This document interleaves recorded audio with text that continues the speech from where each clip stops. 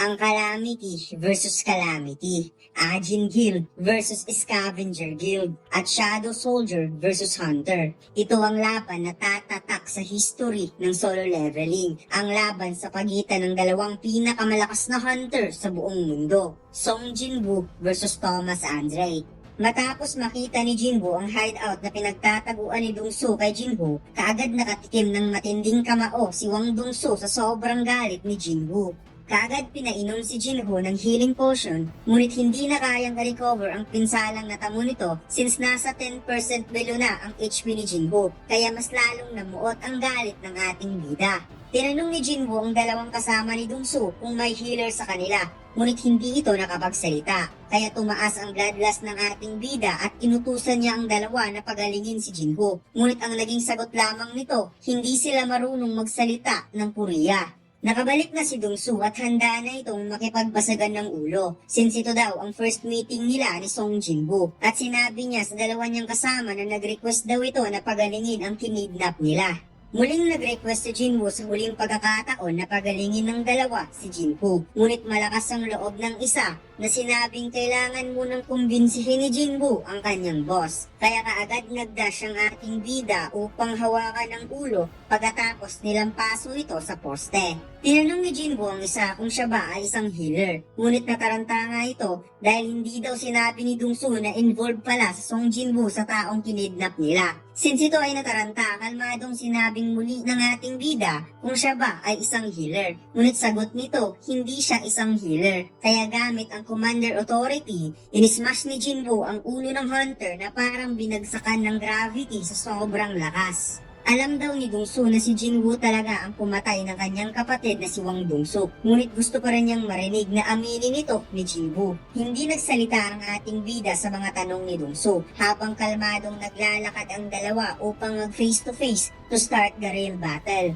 At sagot ng ating bida, go ask yourself. Nag-clinch ang mukha ni Dongsu at kaagad itong nagpakawala ng matinding suntok towards Jinwoo. Ngunit pasimple lamang itong iniwasan ng ating bida at nag-counter ng napaka-effortless na suntok mga lods. Ngunit ang kamao ni Jinwoo ay bumaon talaga sa katawan ni Dongsu. Napasukan ng dugo si Dongsu sa tindi ng suntok ni Jinwoo at parang blink ang pagkatalsik ni Dongsu sa sobrang bilis dahil sa lakas ng kamao ng ating bida. Tumago si Dongsu sa pader at bumangga-bangga ito sa floor at napunta sa malaking water pipe hanggang sa umabot ito sa kabilang pader. Ramdam pa ni Dongsu ang kanyang consciousness at lakas kahit iniinda nito ang sakit sa katawan. Ngunit siya ay nagulat dahil si Song Jinwoo ay nasa itaas ng nasirang water pipe at nag-aantay lang na pansinin ito ni Dongsu. Muling nag-engage ang dalawa, ngunit mas mabilis na hawakan ni Jinwoo ang ulo ni Dongsu kaya inismash niya ito sa malaking water pipe. Habang hawak-hawak ni Jinwoo ang ulo ni Dongsu, hinampas-hampas niya ito sa napakakapal na metal ng water pipe at bawat smash nito ay dumadagundong ang tunog sa buong gusali hanggang sa nagsisitalsikan ang dugo ni Dongsu. Biglang dumating si Thomas Andre at sinabing that's enough.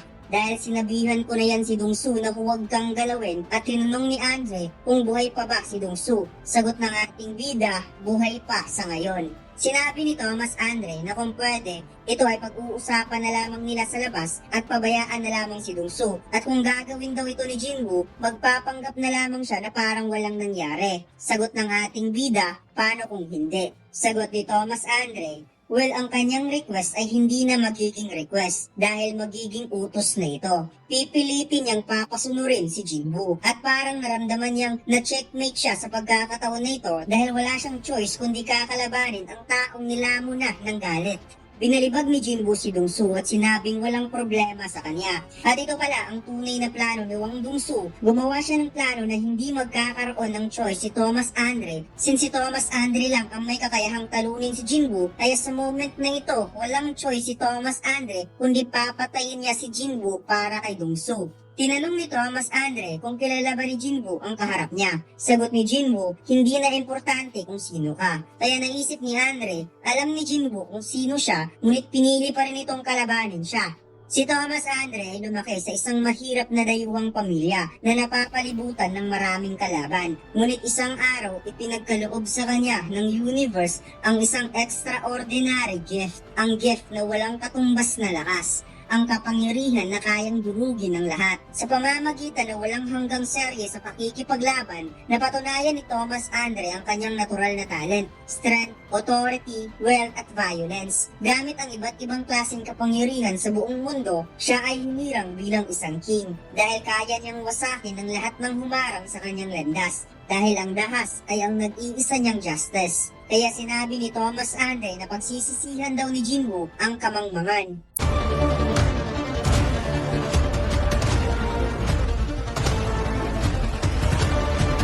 Subukan niyo maglaro ng One Online Studio 4 Episode 7. Ang download link ay nasa ibaba. Maraming salamat mga Lods. Dumating na ang mga tauhan ni Thomas Andre, pati na rin ang daan-daang hunter na ipinadala para paghandaan ang laban. Ngunit nagulat ang lahat dahil nagkaroon ng malakas na pagsabog na mas lalo nilang ikinagulat dahil mayroong bagay na tumagos papunta sa kanila hanggang sa dumaan nito sa gitna at tumilapon ang mga sasakyan na tinamaan ito. Ito pala ay si Thomas Andre na makikitang naka-defense pose at mukhang tinamaan ito ng malakas na suntok ni Jinwoo since sinabihan niya itong isang mangmang.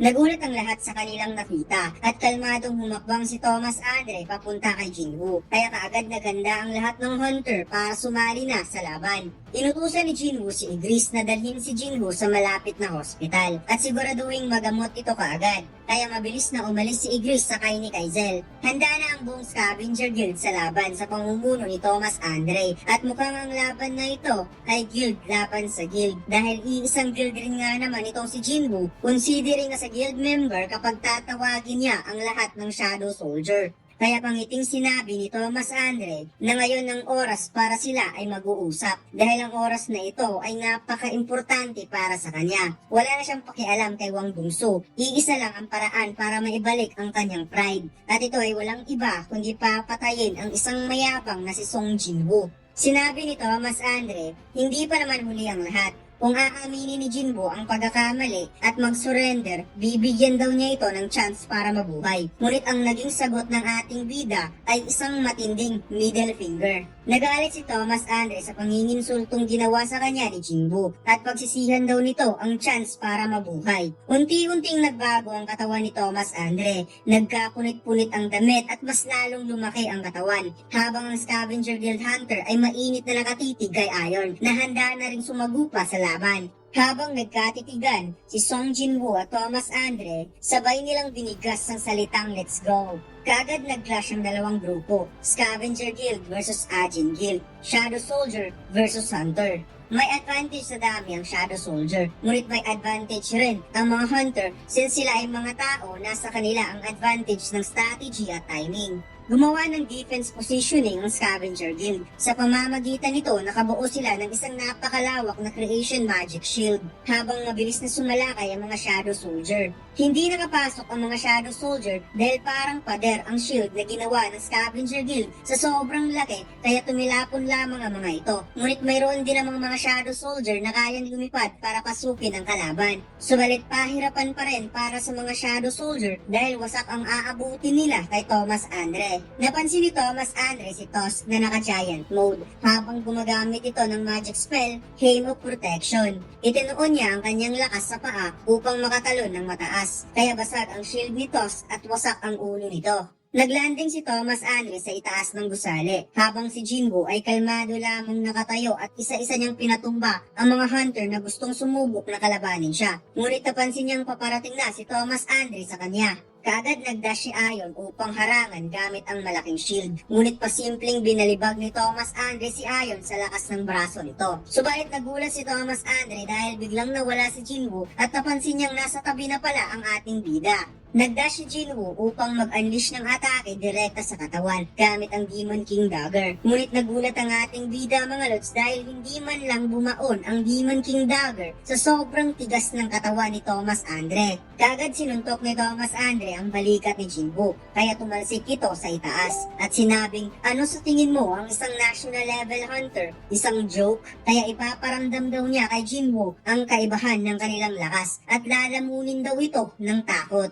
Ginamit ni Thomas Andre ang isang skills upang kontrolin ang katawan ni Jinwoo sa itaas at napansin ng ating bida na isa itong telekinesis. Kaya ginamit din niya ang Commander Authority upang i-smash si Andre sa ground. Napa-what the hell si Thomas Andre sa kanyang naramdaman dahil parang dinurog daw ang kanyang buong katawan papunta sa lupa. At kahit hinila niya si Jinwoo gamit ang telekinesis, naghanda pa rin ito ng suntok papunta sa kanya. Sa pulang mukha ni Thomas Andre sa suntok ni Jinwoo, kaya muli itong tumalsik at napansin niyang dumugo ang kanyang bibig. Nagdash na naman si Jinwoo sa harap ni Thomas Andre at sinabing, "Anong sinabi mo kanina? Ipaparamdam mo ang kaibahan ng ating lakas at lalamunin sa takot." Kaya nagsagawa ng mabilis na atake si Jinwoo sa iba't ibang parte ng katawan nito. Sinabi ni Thomas Andre, "O sige, hindi na kita mamaliitin," habang unti-unting nag-fully change ang buong katawan nito at binigas ang salitang reinforcement. Lumipat ang eksena kay Mr. White. Gusto ng kanyang kasama na magpaliwanag ito kung ano talaga ang nangyari. Ngunit wika ni Mr. White, wala na daw oras para mag-explain pa siya. Sinabi nito, isa lang daw normal na civilian itong si Mr. White at hindi isang hunter. Dahil kapag ang pangyayaring ito ay lumalaki, ang lahat ng tao ay malalagay sa panganib. Sa moment na ito, naisip ni Jinwoo na si Thomas Andre ay isa sa 4 na tao na nagpo-possess ng kapangyarihan ng isang ruler. At malamang sa malamang, si Thomas Andre ay isa sa mga hunter na nakasurvive sa Kamish Raid. Ibig sabihin, ang 4 na national level hunter ay nagpo-possess ng kapangyarihan ng mga ruler. Naunang sumalakay si Jinwoo, ngunit nakita niyang hindi mapipigilan ang atake nito ni Thomas Andre para sa kanya, kaya umatras ang ating bida.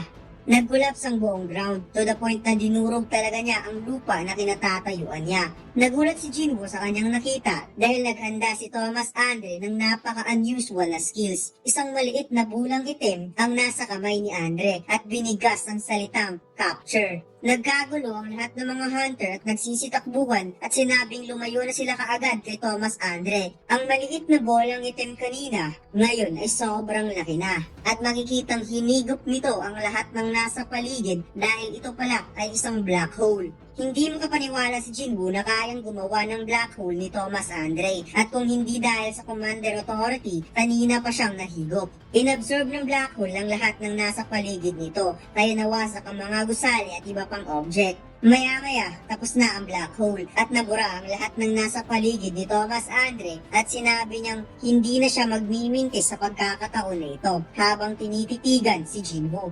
At dito lang nagtatapos ang ating kwento mga lods. Huwag mo sanang kalimutang mag-like, comment at mag-subscribe sa ating YouTube channel at mag-follow sa ating Facebook page. Salamat!